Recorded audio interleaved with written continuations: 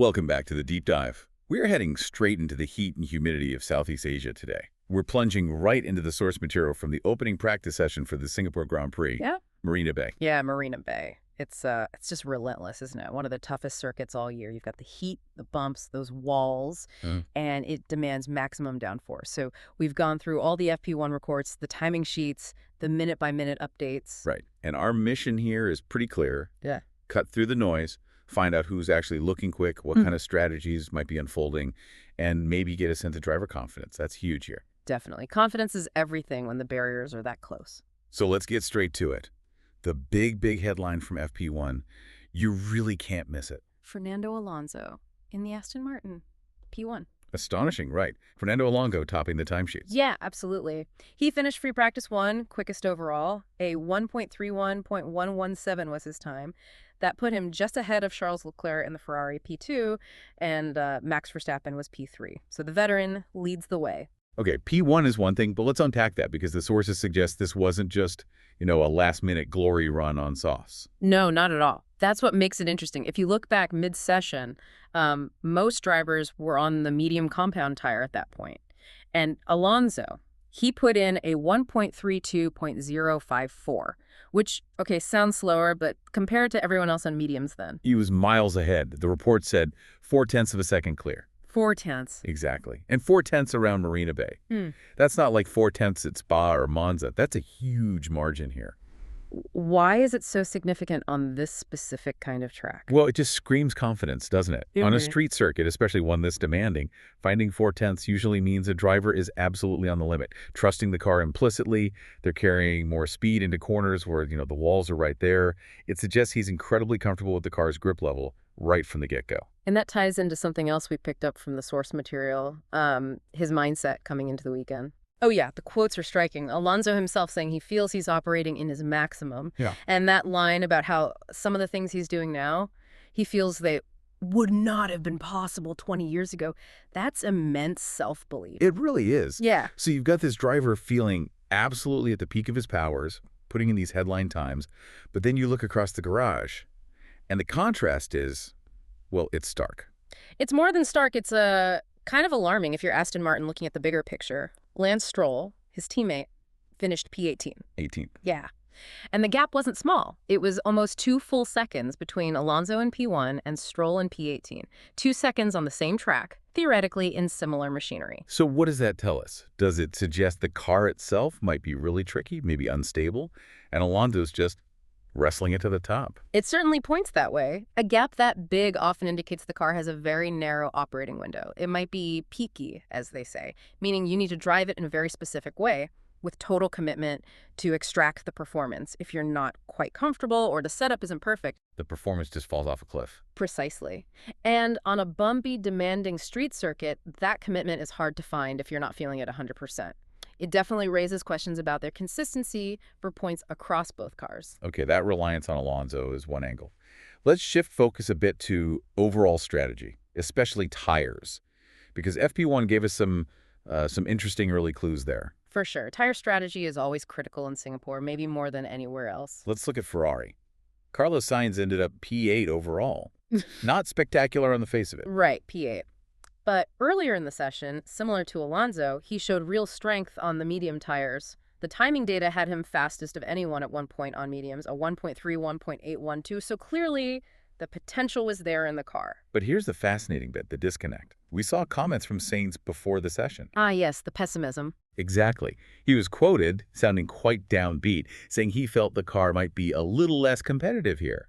He was worried about the high downforce wings they need for Singapore, thinking they couldn't repeat the kind of performance they had at, say, low downforce Baku recently. And that's a classic F1 conflict, isn't it? The driver's feeling versus the stopwatch. Sainz knows the Ferrari often shines with less wing, more straight-line speed. Singapore forces them into a high downforce setup, trading that speed for cornering grip. His comments suggest he wasn't initially convinced by that trade-off. And maybe that apprehension showed up in their tire usage too, because Ferrari, or Sainz at least, seemed to be holding back a bit. While he, along with both Mercedes drivers Hamilton and Russell, they were noted as being quite conservative with the soft tires in FP1. They mostly stuck to mediums or appeared to keep their fresh sets of socks tucked away, likely saving them for FP2 or later. That's a deliberate strategic choice then, saving the fastest rubber. Absolutely. It signals they might be playing a slightly longer game, maybe prioritizing race strategy or setup work over a headline FP1 time. Which contrasts quite sharply with the current championship leaders, McLaren. How did they look? McLaren were definitely pushing. Oscar Piastri finished P6, Lando Norris just ahead in P4. They were right up there. And the sources mentioned they're under a bit of pressure, aren't they? Coming off a relatively poor weekend last time out. Yeah, the context is key. They're leading the overall standings, the Mundial, but Baku was disappointing for them, only 6 points scored between both drivers. So the feeling is they need to bounce back strongly here, leave behind what happened in Baku, as one report put it. So using the softs, pushing for those times early, suggests they're focused on immediate pace, maybe securing a strong qualifying position? It looks that way, prioritizing getting back to the front, reestablishing their authority perhaps, rather than holding back tires like Mercedes or Sainz did. But pushing hard early on this track, it comes with significant risks. Let's talk about the circuit itself. Marina Bay bites. Oh, it absolutely does. The walls are just unforgiving. There's no runoff, no escape. And we already saw evidence of that, right? Yeah. Piastri. Yep. Piastri was noted as having already grazed the barriers. Even a small touch can unsettle the car, maybe cause unseen damage, or just knock a driver's confidence. It's a constant tightrope walk. And beyond the physical danger, there's the strategic chaos factor. This statistic jumped out from the sources. The safety car probability. Yeah. An 83% chance of a safety car during the race. 83%. That's almost guaranteed disruption. It's extraordinary. It's one of the highest probabilities on the entire calendar. And you have to factor that into your planning, even from FP1. How does knowing that safety car is so likely influence those tire choices we just talked about? Saving the softs versus using them early. It makes the decision by Mercedes and Sainz look potentially very clever. If you expect chaos, maybe outright grid position from qualifying is slightly less critical. If a safety car comes out at the right time, having a fresh set of soft tires ready to bolt on could let you leapfrog cars that started ahead but are on older rubber. It's a gamble on timing. A calculated risk against the immediate pace shown by Alonso and McLaren. Exactly. Are you banking on track position from the start or flexibility later in the race? And it wasn't just driver errors causing potential chaos. We saw some significant technical gremlins popping up too. Yeah, the cars will really get punished here. Williams had a torrid start. Albon, right. What happened there? Alex Albon came back into the pits, and the reports describe the car as being enveloped in a tremendous humareda, basically, a huge cloud of smoke. Looked like the rear brakes had seriously overheated. It forced him to abandon the session pretty much entirely. Losing a whole practice session here, especially FP1.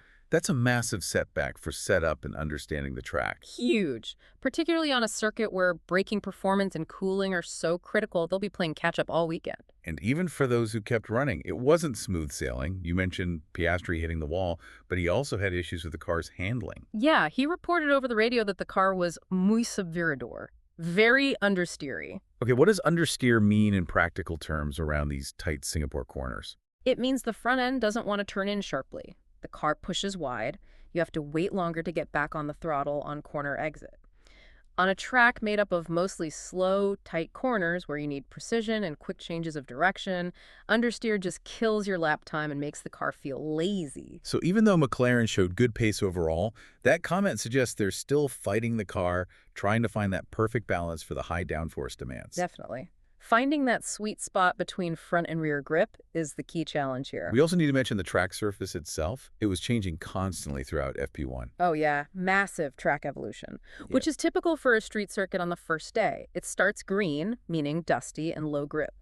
As more cars run, they lay down rubber, clean the racing line, and the grip level increases dramatically. So those early times, even the impressive ones on medium tires by Alonso or Sainz, they need context. Absolutely. They showed potential, yes, but the track was getting faster, literally minute by minute. The ultimate pace benchmark from FP1 really comes from those final runs when most drivers were on the soft tires and the track was at its best. Right. So let's try and pull all this together. What are the key takeaways from this FP1 deep dive as we look towards the rest of the Singapore weekend? Well, takeaway number one has to be Alonso. Impressive pace, huge confidence, but that massive gap to Stroll raises a big question mark about the Aston Martin's consistency or perhaps its fundamental nature. Is it a one-driver special right now? Okay, and behind him.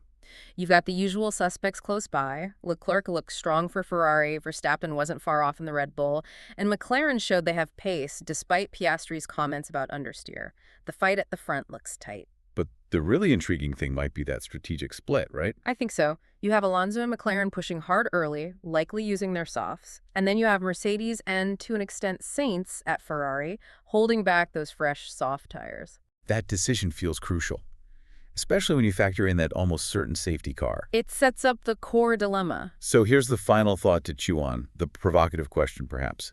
Given that 83% likelihood of a safety car, completely scrambling the order, what's ultimately going to matter more here?